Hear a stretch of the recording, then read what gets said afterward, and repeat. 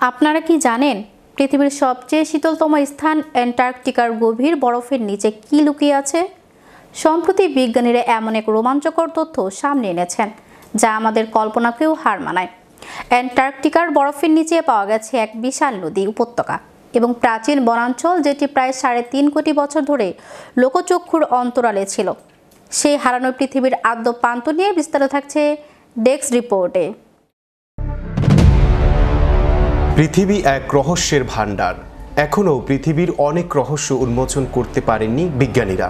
তেমনি এক রহস্যময় মহাদেশ অ্যান্টার্কটিকা। প্রায় 55 লাখ বর্গমাইল আয়তনের এক মহাদেশ অ্যান্টার্কটিকা। পৃথিবীর 5ম বৃহত্তম এই মহাদেশের প্রায় পুরোটাই বরফে ঢাকা।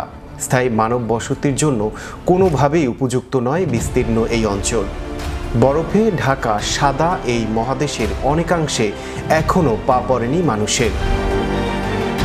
পৃথিবীর দক্ষিণ মেরুর জমাটবদ্ধ বরফের স্তূপের নিচে যে এক বিশাল রহস্য লুকিয়ে আছে তার আভাস বিজ্ঞানীরা দীর্ঘকাল ধরেই দিয়ে আসছিলেন। তবে সম্প্রতি অ্যান্টার্কটিকার বরফের প্রায় 2 মাইল নিচে এক প্রাচীন ও আদিম পৃথিবীর সন্ধান পেয়েছেন একদল আন্তর্জাতিক গবেষক।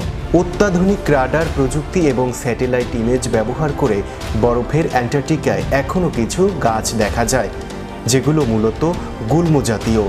গবেষকরা দাবি করছেন গুল্ম জাতীয় নয়, এককালে বড় বড় উদ্ভিদও ছিল অ্যান্টার্কটিকায়।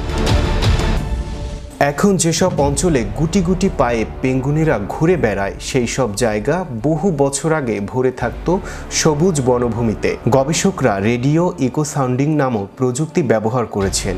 এই পদ্ধতিতে বরফের ভেতর দিয়ে রেডিও তরঙ্গ পাঠানো হয়, যা নিচের কঠিন ভূমিতে বাধা পেয়ে ফিরে আসে। ফিরে আসা তরঙ্গের বিশ্লেষণ করে গবেষক দলের প্রধান ডক্টর স্টুয়ার্ট জ্যামিসন বলেন, এটি যেন মাটির নিচে লুকানো এক টাইম ক্যাপসুল।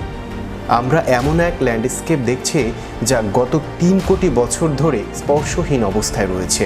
বিজ্ঞানীরা এখন এই বরফের স্তরের গভীরে গর্ত করে মাটির নমুনা ও প্রাচীন অণুজীব সংগ্রহের পরিকল্পনা করছেন। যদি সেখান থেকে কোনো প্রাচীন ডিএনএ পাওয়া যায়, তবে তা জীববিজ্ঞানের ইতিহাসে এক বিরল ঘটনা।